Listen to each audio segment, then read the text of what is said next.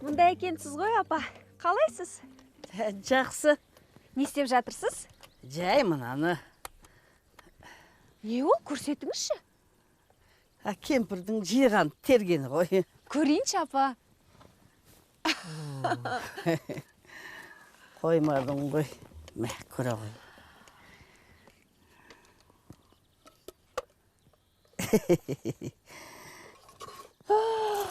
Көп екен ғой сізде мынандайлар.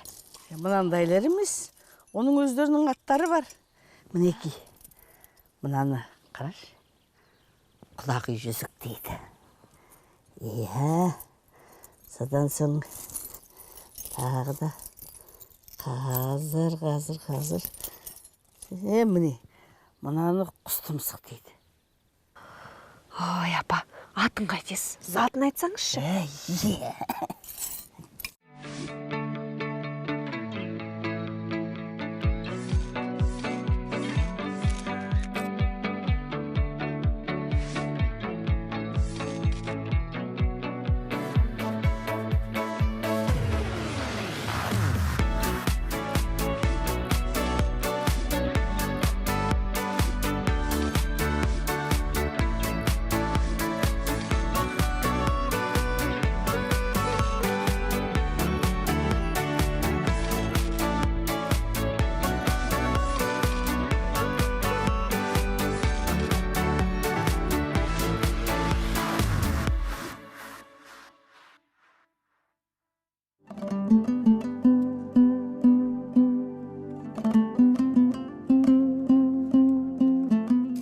Қалай жинағансыз осының бәрін?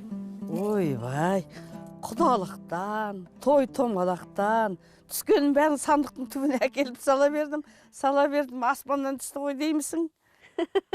Тура банк сияқты сандықтың түбіне сала бергенсіз ғой, бізге көрсетпей, а? Енді салмағанда жаңағы алай-бұлай болып кетсек, ертең жаңағы тәбәрікке беретін дүниелер ғой. Сақинаны маған беріңізші. Сақина менен жүзікті айырылмайтын сән қойлығын қарай көр бұның. Әкел бер қарата, бұны кейін аларсың. Екеуі бір емес па? Екеуі бір емес. Мына көзі барларда жүзік дейді. Егер мынау ақ тастан немесе лағыл тастан жасалатын болса, онда өте қымбат болады. Ал енді мынау мінеки өзінен ойылып жасалынған. Бұны сақина дейді. Егер шығыр сияқты жасалынатын болса, оны балдақ дейді. Қолымызға ұстатпағасын, қайдан білейік, қайсысы балдақ, қайсысы малдақ екен? Қайсысы балдақ, қайсысы малдақ, маған жаба салуын қарай көр, алып жүрсіңдер ғой. Әкел. Апа, мына сақинаны маған бер. Ой, мына жүзікті маған беріңізші. Әкел дедім ғой, қой. Әкел өз. Апа, қараңызшы қалай жарасып тұр. Той, әкел, бер, әкел. Әдемі болып тұр ғой, қараңызшы. Алшы жарайды. Ой, апа, рахмет. Ана, қыздарға айтып қойып жүрме. Ешті басы болды, соң менің мазамды алады. Ой, айтпаймын ғой, апа. Не шаруамен келдің, Шаруа болғанда не ғой, сіздің құдаңыз? Сайлаудың әкесі, менің қайнатам. Ой, немене оның жет атасын түгендейін деп бедің? Білем ғой.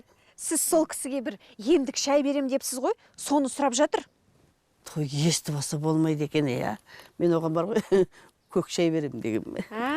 Ұйқыны жақсартатын шай алып келмедіңдер деп бізге ренжіп жатыр. Оның ұйқысын еш нәрсе түзете алмайды. Оны шай да, басқасы да. Өзі бір мазасыз адам емес пе? Қазір мен оған көк шайын берейін. Оның ұйқысын бәрін дүзетіп жіберетін болса, жүру, үйбай, бісміллә. Жүру ғой, сол шалға.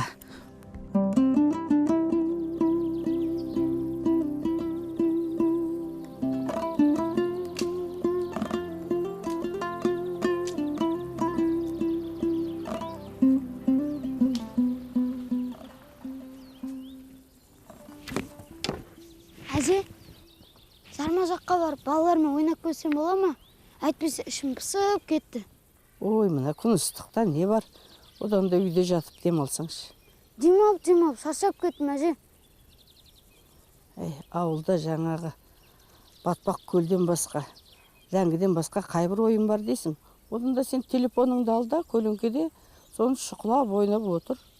Алдында келген кезде ауыл деген қызық, ауылда көптеген ойындар бар деп мақтап жатыр едіңіз. Қазір басқаша сөйлеп қалыпсыз ғой, әже. Сен менен есеп алмақшымысың? Сен тұр ғой, әкең де маған қарсы шығып көрген жоқ. Қара мұны. Мұна менің нем ғой, сабауым ғой. Мен оны жер көктен іздеп таппай жүрсем, әкел бер қырта. Әкел дедім ғой. Мағуды ма, сен қайдан алып жүрсің? Мен бұны іздеп таппай жүрмей. Қайдасың?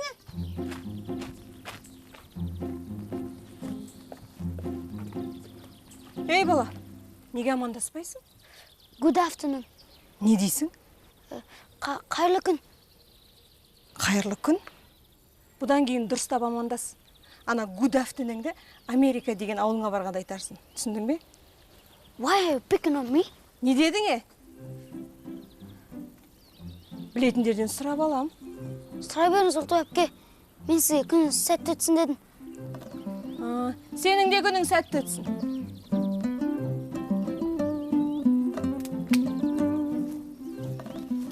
Әке? Ауылдан ішім пысып кетті, не істесем болады? Ішің пысса, кел маған көмектес, ана ағашын басына шық, қураған бұтақтарды кесу керек. Жоқ, ондайды айтпаймын. Балам, мазамды алмаш. Бар, үй жаққа барып ойнаш. Көріп тұрсың ғой, шаруа жасап жатырмын. Бар.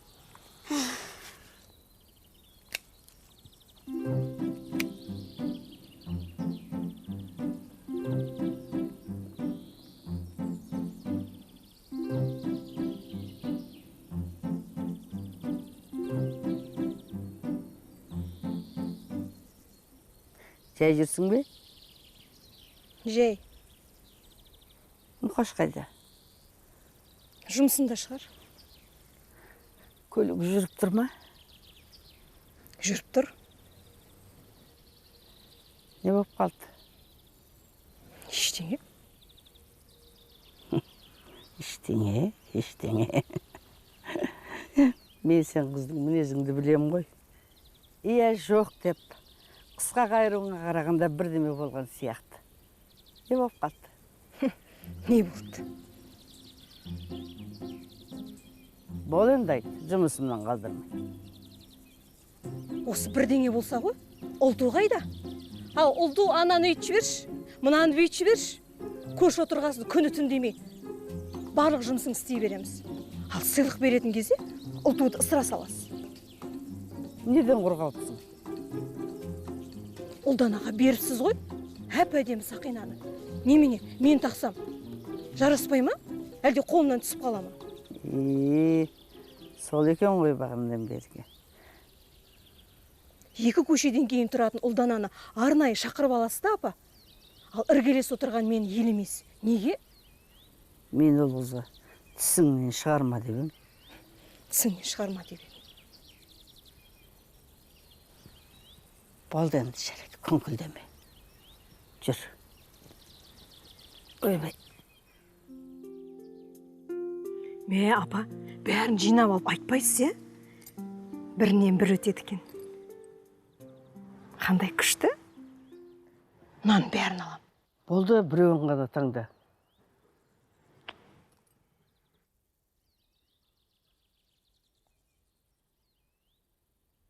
Мынаны алам, апа. Алсаң ала ғой. Рахмет, апа. Тағы да сыңар қылып мынаны алайыншы. Көтерме базар емес қой, бәрін үйіп төгіп ала беретін. Рахмет, апа. Жақынға жасылмай тыныш жүр. Мені білесіз ғой, апа.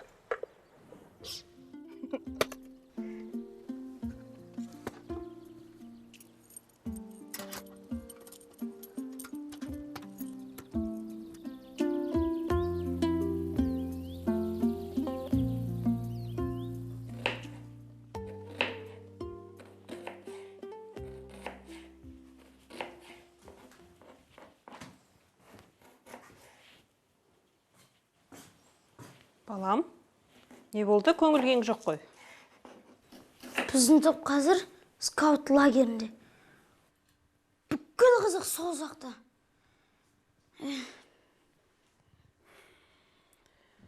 Сені жақсы түсінемін, балам.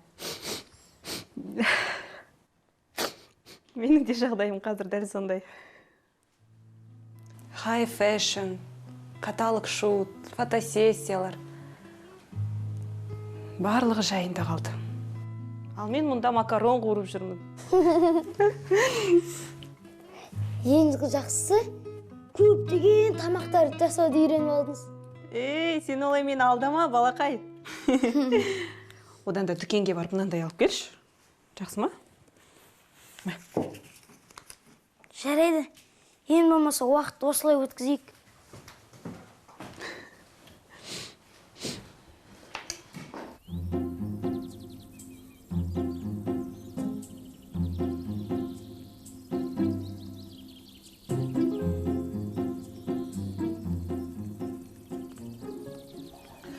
Қалайсыз, апа? Сен Жүн түтіп отырсыз ба? Иә, қорада жиналып қапты, рәсуа болмасын деп. Өткізіп жіберейін десең, алатын адам жоқ.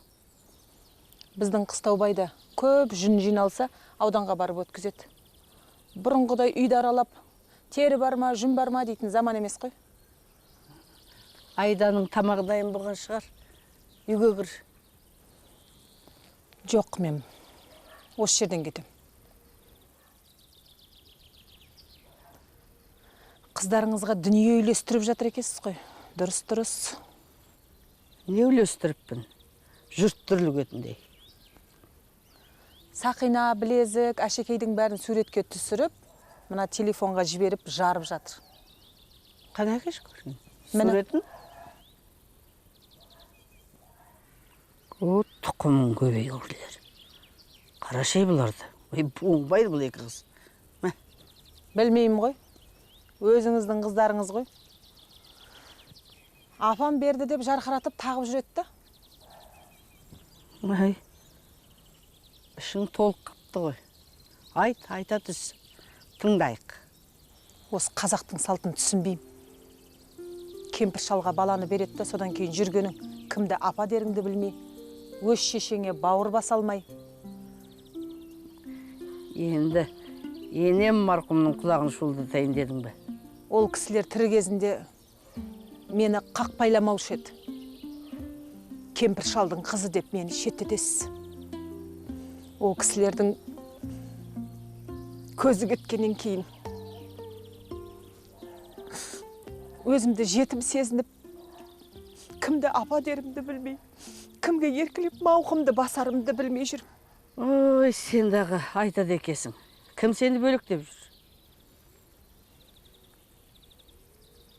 Осы, не көрсең де, жақсылықтың бәрін қыздан көресің деуші еді.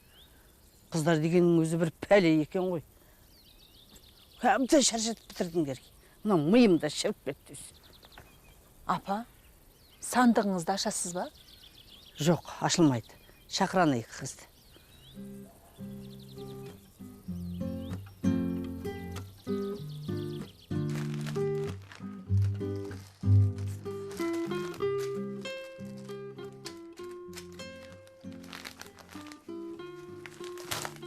Апа, ол нәрсе тұрады ғой?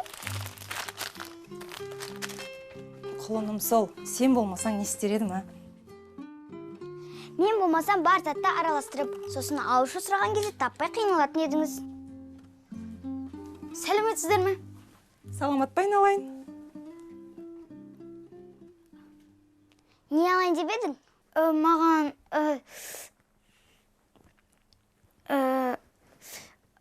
Не еді қазір?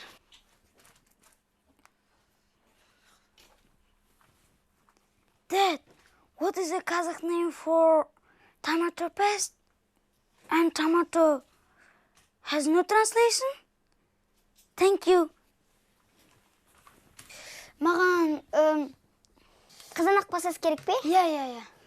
Телефон шалмай-ақ сұрай бермейсің бе? Түсінеміз ғой. Қайсысы керек? Үлкені. That's 450 теңге. 450 теңге тұрады деймін. Құралай, қыз баласы дауыс көтеріп сөйлемейді. Өзі ғой түсінбей жатқан. Рахмет. Сен әлгі Науат апаның үйіне келген, шетелден келген бала емессің бе? Иә, дәл өзі. Қызым, кісіге олай қатты сөйлеуге болмайды. Алыстан келген қонақ екен өзі. Түсінбей жатса, жаймен деп ақырын түсіндір, жарай ма? Ақылдым сол менің.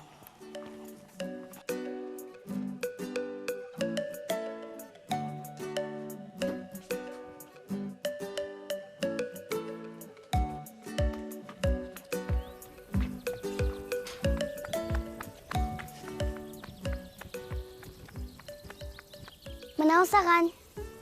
Бұл не? Бұл қошақан, ал мен қыралаймын.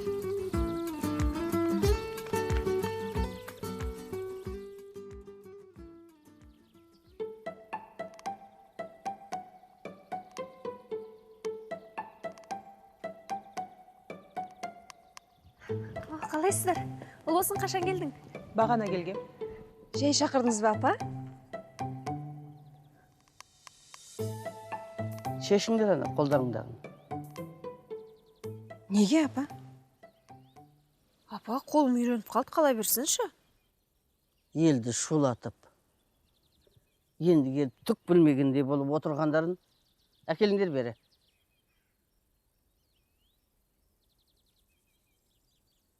Әкел.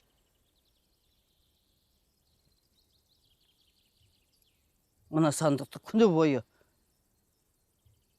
4 рет ашып, 4 рет жаптым. Жұмысымнан қалдырып.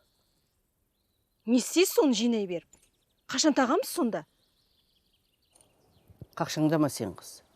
Мен өзім білем, қай уақытта таратып беретінімді. Барыңдар бар үйіріңе. Бүгін бір жүн түтіп жұмыс жасайын деп едім. Қазір ешкім жүн түтпейді. Не істейді оны абырсытып? Онда сенің жұмысың болмасын. Керек болса киіз басам. Киіз басам. Кілем тоғыңыз маған дейсің. Тыныш болды.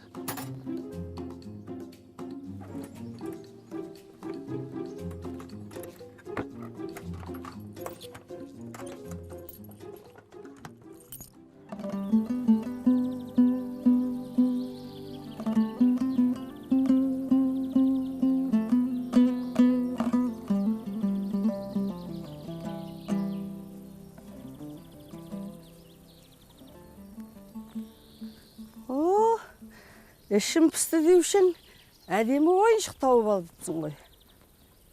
Мен мұндай ойыншықпен ойнамаймын. Қыздар ойнайтын ойыншық қой.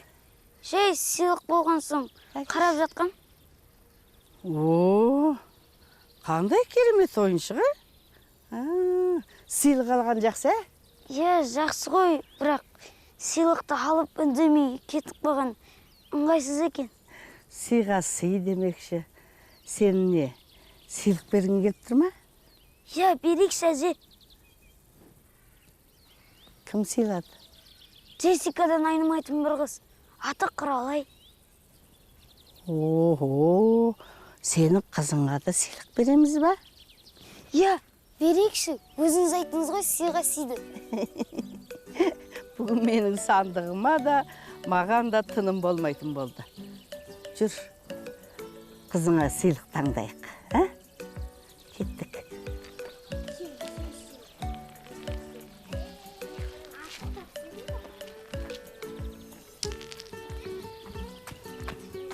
Сәлем.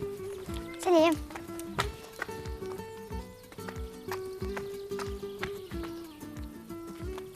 Шетелде бұндай ойын ойнайсыңдар ма? Жоқ, Неге? білмеймін, әлі ойлап таппаған шығар. Бұл ойынның аты қандай? Мак. Мак? Сонда мағынасы неде? Білмеймін. Құралай. Масаған. Рахмет.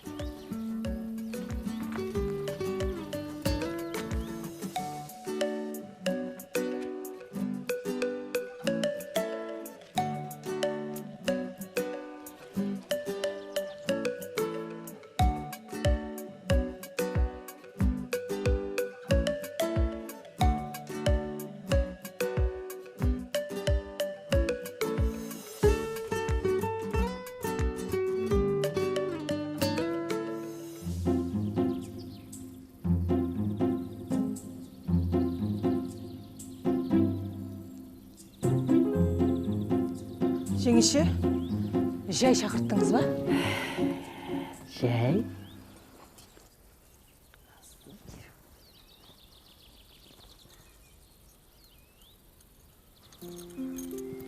Міне.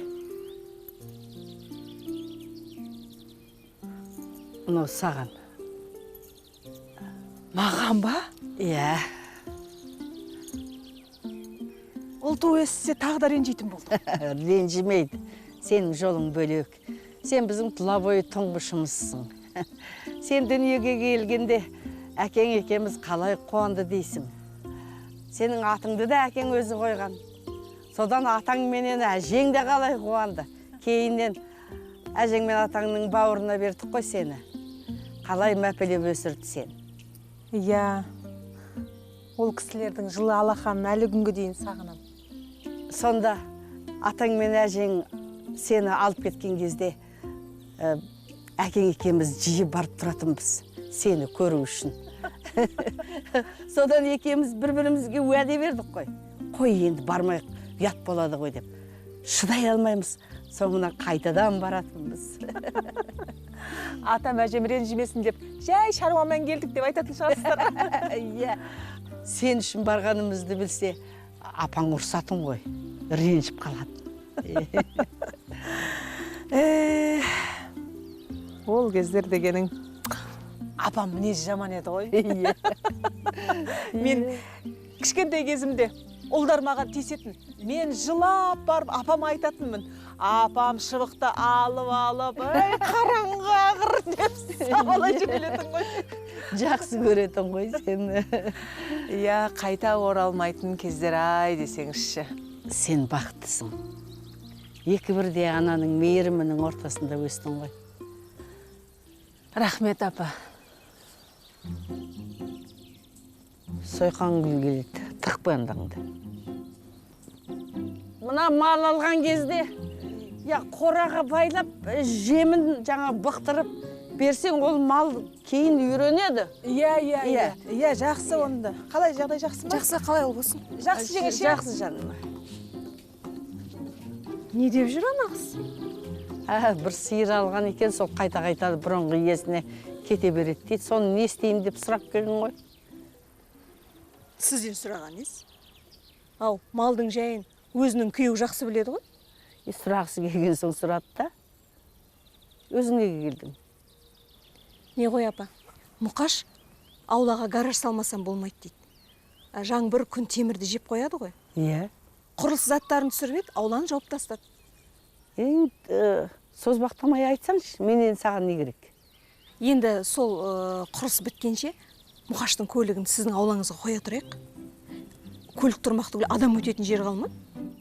Соны енді қиыр шығыстан, оңтүстіктен, солтүстікке, батысқа, ана менің енем құсап, бұлай айналмай, тоқетерін айтпаймысың? Ту, апа, сізде созбақтан яма жоқ па? Иә. Ай, осы. Апам менің. Жарайды. Бүгін мұна қыздардың бәріне не болған, а?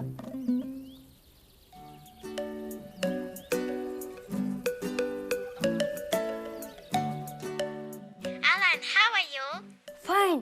Are you enjoying the stay in the scout camp? Amazing.